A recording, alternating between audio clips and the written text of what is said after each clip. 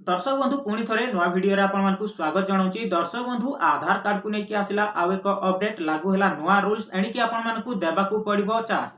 तेबे केते चार्ज देवाक पड़ो जदि आपनकर पाखरे गोटे आधार कार्ड अच्छी आपण मैंने 10 वर्ष रु अधिक समय हो गलानी एपर्यंत आपण मैंने आधार कार्ड को अपडेट करना तेबे तुरंत अपडेट करनियंतु एई तारीख पर्यंत आपण मैंने मागणारे अपडेट करि पारिबे। तेबे को तारीख पर्यंत आपण मैंने मागणारे अपडेट करि पारिबे किपरि अपडेट करि पारिबे चलंतु आजिर भिडियो रे पूरा डिटेल्स रे जानिबा। सेतिपाई भिडियोटी को शेष पर्यंत देखिए पूरा डिटेल्स रे जानि पारिबे। ता सहित भिडियोटी को लाइक करनेबे चैनल को मध्य सब्सक्राइब करके पाखरे थिबा घंटी चिन्ह को ऑल रे सिलेक्ट करके रखिबे। हमरो प्रत्येकटी भिडियो रो आपण माने नोटिफिकेशन पाई पारिबे। तो सेतिपाई भिडियोटी को लाइक करनियंतु चैनल को मध्य सब्सक्राइब करके रखंतु। तेबे दर्शक बंधु जदि आपण माने 10 वर्ष रु अधिक समय हे गलानी आपण माने ए पर्यंत आपनकर आधार कार्ड को अपडेट करिनाहांती तेबे तुरंत अपडेट करिनियंतु। तेबे केमिति अपडेट करिवे चलंतु पूरा डिटेल्स रे जानि नेबा।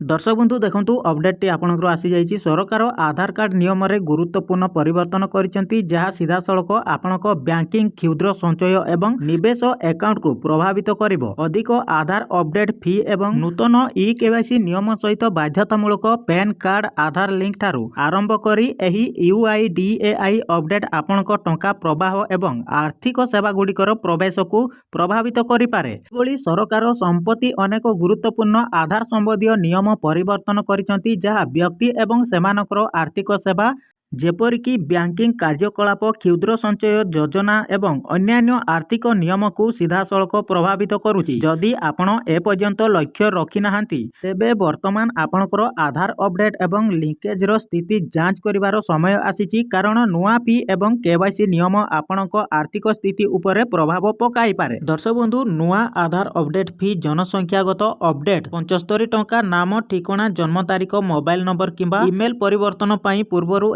50 टंका थिला। सेही भली दर्शक बंधु बायोमेट्रिक अपडेट 125 टंका आंगुठी चिन्ह बा आई रेस किंबा फोटो अपडेट पई पूर्वरु एहा 100 टंका थिला। जदि छोट पिला मानकर जदि आधार अपडेट करूचंती 5 वर्ष रु 7 वर्ष किंबा 15 वर्ष रु 17 वर्षर बयस पिला मानक पई सेमानक पई मागणा अपडेट हेइ जिवो। सेही भली दर्शक बंधु 7 वर्ष रु 15 वर्ष बयसर पिला मानक पई बायोमेट्रिक अपडेट जदि करिया पई चाहचंती सेमाने सेप्टेम्बर 30 पर्यंत मागणा रे अपडेट करि पारिबे। सेही भली दर्शक बंधु डॉक्यूमेंट अपडेट एक नाम लेखा केंद्र रे 75 टंका किंतु जून 14 2026 पर्यंत ऑनलाइन रे मागणा करि पारिबे। सेही भली आपनकर आधार कार्ड जदि रीप्रिंट करिया पई चाहचंती तेबे 40 टंका लागिवो। सेही भली दर्शक बंधु होम एनरोलमेंट सेवा प्रथम व्यक्ति 700 टंका एवं सेमानकर ठिकाना रे प्रत्येक अन्य व्यक्ति 350 टंका लागिवो। सेही भली आपनकर पान कार्ड आधार कार्ड लिंक करिनाहांती द्वितीय प्रमुख परिवर्तन पान आधार लिंक सहित जड़ित सरकार कहिसंती जे जेउ माने सेमानकर पान एवं आधार लिंक करिनाहांती सेमानकर पान निष्क्रिय होई जिवो।